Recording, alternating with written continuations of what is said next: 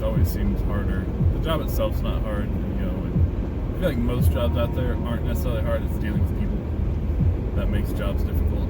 So you kind of dread that aspect of things. But I'm not in retail or anything, so I don't have as much interaction with people.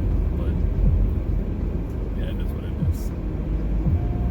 So the leave from the house, my girl's off and my son's home. And it's just rough leaving when you pick up a shift, knowing you didn't have to work tonight, but it's the holidays and it's never cheap on the holidays. So you pick up extra shifts to help out. Just maybe I'm alone in this. I doubt it, but maybe I'm alone in this. I just picking up shifts of those are the harder ones to work, leaving home. Makes you wonder. I mean, my kid's like 16, 17 months old, so you're not really gonna remember a lot, but I know that being with them is important and interacting with them, having the mom and the dad or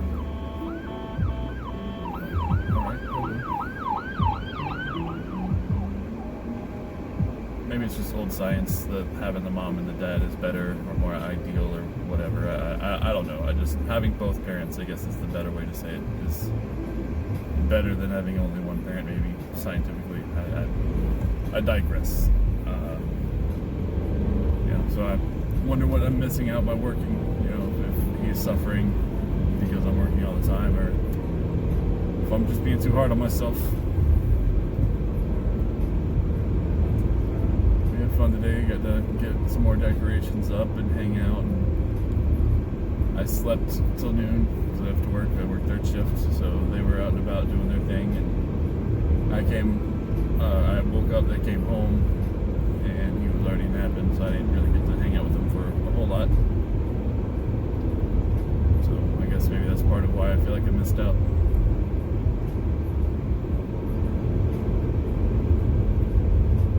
I keep watching season 3 of The Repair Shop, and they repaired this old sea chest, and it just looks so beautiful. It was made for somebody in their family that was in the military, I think, or some type of military. And it was just really well done, really well made, put together. My girl was talking to me about family heirlooms. Like, I don't really have anything.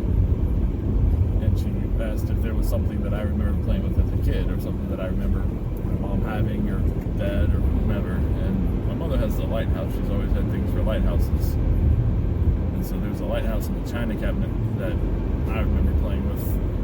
Not so much, it was just a landscape. I'd be playing with Legos or Power Rangers or whatever, and the lighthouse would be a landmark, something that they'd have to go to or something they'd have to defend. So I couldn't really play with it, but I could have it in my game, as it were.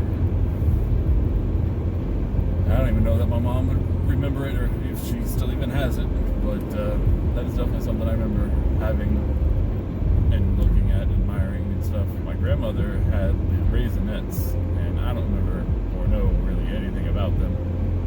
Just that they were raisin not action figures, but just figurines that would sit on the desk or her dresser, curio cabinet in her bedroom. I don't really remember what it was, but she had like 12 of them. It seemed like maybe she had more, but little kid memory here, trying to draw them.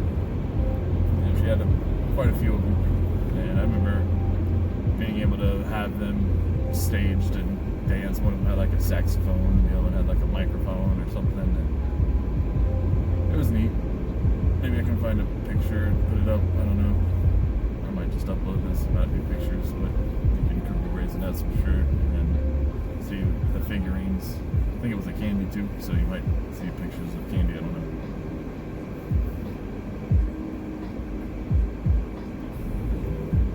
Still trying to figure out an outro and an intro for this. I don't like that it's just so abrupt, but I don't really know what else to do. I was talking with my girl last night, among other things. The conversations was, I've always considered myself kind of at a deficit because I'm not imaginative enough to create things, but I can improve on things. If you came to me with a design or an idea, I could help extrapolate, expand, tweak, whatever you needed, But to just tell me to sit down and come up with something, like my brain goes blank. I don't have a thing to create. My brain just improves on something. I probably couldn't have made the wheel per se, but you showed me the wheel concept you came up with, and maybe I would have had an idea to make it round or use a bushing or whatever. So I can kind of expand on or improve on ideas, but to sit and create ideas, I always feel short, like I come short to that. And I don't remember where I was going with this. So that to do with my intro and outro for these, like, I don't know that I could create one. I feel like I have ideas, but they might not really flow with this vlog to work or vlog home type of channel. You know, my other channel that I'm trying to work on and get content set up for is a deep dive type channel where I go through different topics that interest me that maybe I find in movies or TV shows or whatever, and I just kind of look into them. Like I have the national popular vote, that's what it is, and I didn't know what it was. I saw it in an article during the election, so I looked into it and I decided to make a video about it. I did a screen record on my phone, and I'm not really in love with it, but you know, there's no outro for it, there's no intro for it really, it's just a video. And so I want to get better at everything that I lack. I'm one of those perfectionists. If I can't do it, I'd rather not do it. You know, if I can't do it perfectly, which is just not a good mentality to have. Which is why I started this vlog channel, because I was like, I want to have content out there. I want to reach people and have a community and interact and everything that I've said in my other videos. And it'll never be the right time. It will never be perfect.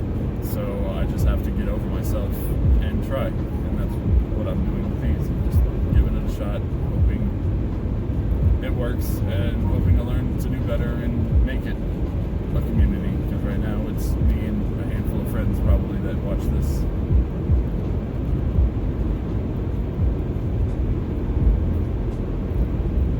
I should link in the description below my other channel if you want to go watch those, and hopefully as I get more comfortable I can put them out, new content out,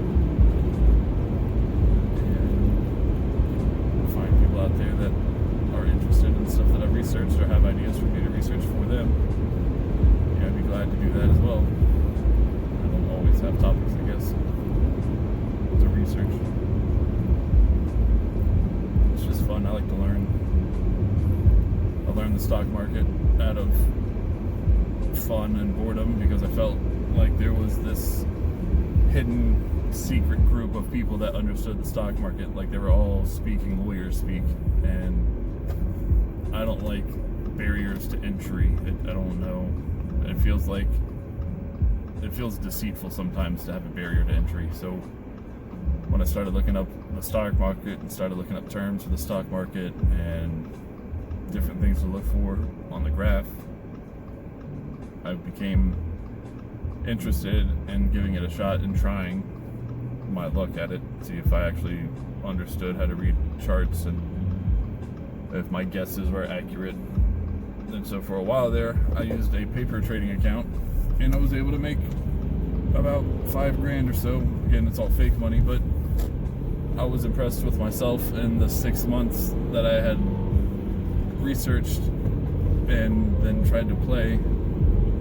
I was able to turn a profit, even if it was fake numbers. I was able to turn a profit, so I felt really good about that. And then the pandemic hit when I actually had money to try and invest. It was like January I put in the money, and then February things started shutting down, and then March more shut down, and it was just a nightmare. So everything that I had kind of mentally, like, okay, if this then this, I can do this and hopefully it'll make money, just was kind of out the window. Things didn't make sense. It was quote unquote kangaroo court, just watching these stock market transactions take place that made no sense. One of the ones that was out there that I just didn't have the patience for or the money to really benefit from was Carnival Cruise Lines. Their stock had dropped all the way to $9 a share. Sorry, yawning. No, their stock had dropped all the way to $9 a share, and it was an excellent buy to hold. I just don't have patience. The style of stock market trading that I want to do, that I do participate in, is day trading. It's very liquid. I try in and out in the same day. Normally within 20 to 30 minutes, I'm in and out of that trade. So I don't have the patience for the long haul that having Carnival Cruise Liner stock would have generated a good amount. I think it went up to like $24 or so since $9. So I mean, you're talking a huge return if you had bought it low enough and waited. I just don't have the patience. I knew it was there, the potential was there. I just didn't. I bought Tesla stock. I bought a share because it was so expensive at $4.22 after they did their split, and I sold it at $4.75 or something like that. I saw a lot of articles that were talking about GM pairing with who did they pair with? Nikola, maybe? I don't know. GM was pairing with people, and so just it didn't look good. It seemed like Tesla was finally going to have some competition. So I went ahead and sold my one share, made like $50 on it or something like that. And maybe 2 weeks later, if that, it jumped up to $5.22 a share, and then it was $6.95 or something like that I saw the other day. So again, with the information I had, I made a gut choice that it was going to fall because Tesla was finally going to start having competition. And that deal with GM fell through. Tesla shares went up. They joined the S&P 500. Shares went up more. So it's like, you know, the woulda, shoulda, coulda game. And I try not to do that to myself, but you can't help it. It's natural.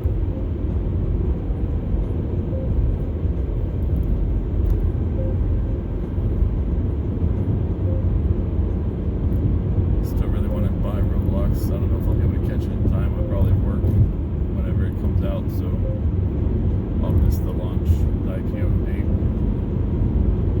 But if anybody's watching this, listening to this, you should look into it. Hopefully you can catch it in time.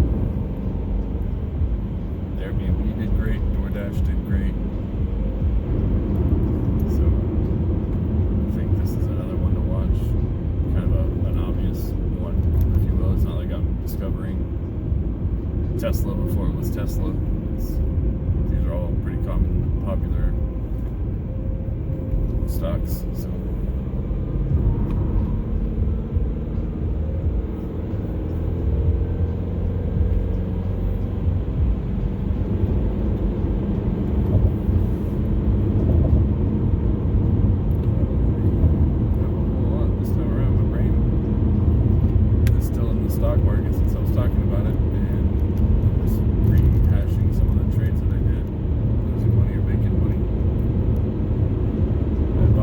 Stock, and there was a oil company out of Texas, and their shares fell and fell and fell, and I just kept buying because I knew that once COVID was over and the restrictions lifted up or something that had to transpire, those shares would jump back up because they were like $30-something a share pre-COVID. They got all the way down to like $1, 50 cents, 30 cents. I'm thinking to myself, like, this is going to be fantastic. I have like 370 shares at $1 a share or something like that by the time it was done, because I bought kind of high and was just buying lower, called averaging down. And then they went bankrupt. They filed Chapter 11 and it locked all my shares up. They sent it to a different style OAS PQ stock, which was a delinquency type thing, I guess. I don't understand what happened, but my shares transferred over there. Then after they came out of bankruptcy, they went back to the open market as OAS. Their stock was at $30-something a share. And I'm like, sweet, as soon as I get my 300 and some odd shares, I'm going to be rolling it. $1 a share to $30 a share? Like, get out of here. I'm going to be 30 times my profit. Like, it's nuts. Well, my shares in the bankruptcy got converted to warrant shares, and I still don't understand what they mean, but they're less than a fraction of a cent or something like that in value. So I don't even know what their current value is. I can't trade them. I can't sell them. I can't do anything with it. They're just gone. It broke my heart. It's like $400 basically just out the window. And it was a really hard lesson to learn, but a lesson learned nonetheless. Look at me, redundant alliteration. But yeah, I won't make that mistake again. If something's going down and they are announcing that they might have to file bankruptcy, I might as well just cut the loss, because it's going to hurt even more in the end. You know, I went from down $300 to down $400 and something dollars or whatever. I don't even know what it's going to be at the end of the day, but it's going to hurt regardless. And I feel like a failure in that. I feel like I let myself down, and that's never a fun feeling. Anyway, let's try and switch gears. So the repair shop they did that chest, and it makes me, I've always had a passion for woodworking. I built a couple things in shop class. I had a drawer that went under my mom's bed on casters so that she could put whatever knickknacks away under the bed. And then I had a neighbor that just kind of had his grill stuff scattered about, and I made him a little charcoal hut, I don't know, thing, if you will. And it would store your charcoal lighter fluid. Sorry, yawning. Charcoal lighter fluid, tongs, grill scraper, just anything to kind of do with grilling, it would store in there. I loved it. I helped my shop teacher build a bench and a swing set, or not a swing set, but like a picnic table bench. I built that with him, and then I also built a porch swing, but it was freestanding on its own. It had its own post supports, so you could put it out in the middle of the yard or something like that. It's a bench seat that would swing by chains. And so the whole time I was doing that stuff, I just fell in love with woodworking, and watching them restore that chest on the repair shop makes me really want to build something so I can leave that. I'd take pride in it, put it together, make a chest or a chair or some kind of jewelry box or something for my daughter or my son or whatever, and then maybe they'll cherish it enough to hand it down, and I can create my own heirloom.